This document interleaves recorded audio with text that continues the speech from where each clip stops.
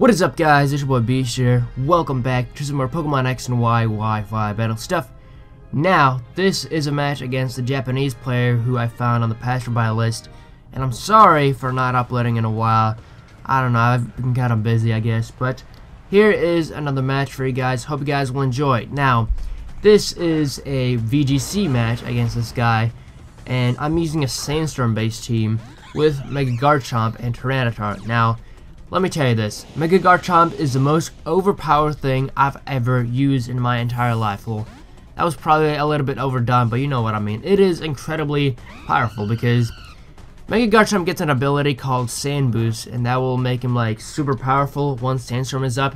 And since Tyranitar does have the Sandstorm ability to set up the Sandstorm, it will pretty much be domination pretty much. So I am playing a Japanese player though, and those players are usually really good at the game, so I'm gonna have to make my moves carefully. So he will go for the Will-O-Wisp, or at least try to go for the Will-O-Wisp on my Garchomp. I see that coming and send in my Talonflame, and I thought he would go for the Fake Out and the Will-O-Wisp on my Garchomp, but it turns out he's gonna go for the Will-O-Wisp on, or the Fake Out on my Tyranitar instead. But he will burn my Tyranitar right here. I honestly don't mind that at all, because Tyranitar is kind of there to set up and stuff, and it's more of a bulky variant anyways. So I realize I really don't need this Tyranitar anymore. I can just leave it in there and just let it go for the Rock Slides until it dies from the burn damage or from something else. But thing is, this Tyranitar right here is kind of bulky, so it'll take a few turns before this thing eventually goes down. Now, he will switch out his Ambipom into his Rotom, predicting a Brave Bird from my Talonflame, but I'm smarter than that, and I just go straight for the Brave Bird on his Chandelure and take it out of there, because this Chandelure right here was a big threat, so I'm happy that I got it out of there right away.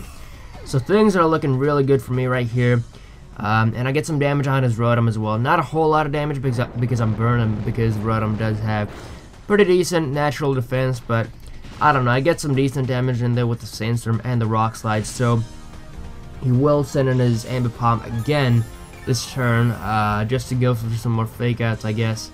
And I thought he would maybe Fake Out my Talonflame and prevent me from setting up the Tailwind, because I do have the Tailwind on this thing. And I realized that there's really not a point in switching out, because I don't really have anything else on my team that can take a hit from that Rotom. So I will go for the Tailwind right here before I die, and thankfully he goes for the Fake Out on my Tyranitar. I'm not quite sure why he does that because of his burn though, but he will take him out of there with the Hydro Pump. I really don't mind that at all, because I did get up the Tailwind. So things are still looking quite good for me, and you guys know I'm gonna send in right here. I will send in Mega Garchomp. Well, actually Garchomp, I haven't Mega Evolved yet, but like I said, it is a Mega Evolution, and I will Mega Evolve this turn and pretty much try to dominate everything on this guy's team. Now, problem is he does have a Pokemon on his side with Levitate, and I realized I should not have put on Outrage on this thing, because you cannot select targets in double battles when you go for the Outrage. I have to go for the one that has, like, I'm not quite sure, but I can only go for the Rotom right at this point at least. But I will take down his Rotom at least, which will be good, I guess. But now I'm locked into Outrage, and he can send in anything just to take the Outrage. And he's gonna send in his Scizor, and that's not good at all, because that thing is quite bulky, and especially if it's a Mega Evolution, then I really don't have much left to do, because he can just set up and pretty much dominate my team, and that's not good at all. So I probably should put on maybe Dragon Claw on this thing instead if I'm gonna use this in double battles, because locking myself in double battles is not good at all, because now he can just I don't know, wreck me with that Mega Scizor right there. And the Outrage, even though this thing gets like a huge attack boost when it's Mega, it's not going to do a whole lot to his Scizor.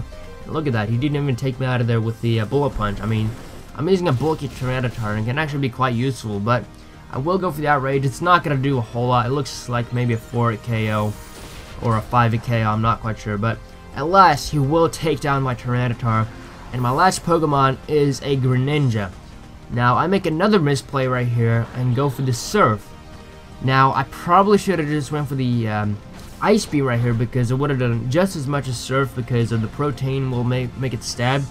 But I go for the Surf. It's not going to quite take down his Ambipom, unfortunately.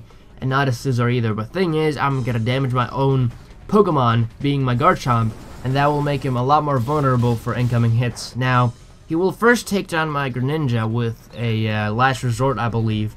But still, the Tailwind will wear out this turn, and he can just easily take me down with another Last Resort, and a Bullet Punch will finish me off no matter what. So, yeah, the game is pretty much over. That was a close game, Japanese guy. I don't know how to read that Japanese, but still, it was a really close game. Hope you guys enjoyed this battle, and Merry Christmas to everyone.